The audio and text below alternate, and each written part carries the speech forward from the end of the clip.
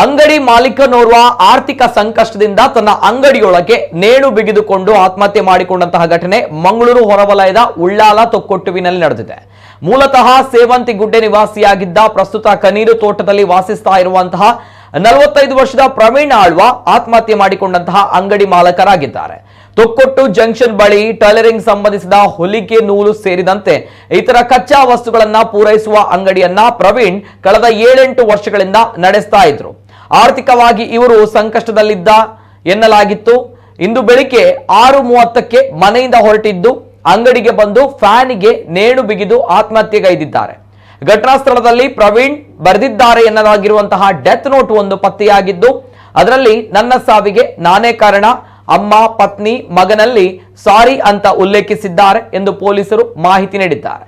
ಮೃತ ಪ್ರವೀಣ್ ತಾಯಿ, ಪತ್ನಿ, ಪುತ್ರನನ್ನ ಅಗಲಿದ್ದಾರೆ. ಉಳ್ಳಾಲ ಪೊಲೀಸ್ ಠಾಣೆಯಲ್ಲಿ ಪ್ರಕರಣ ದಾಖಲಾಗಿದೆ.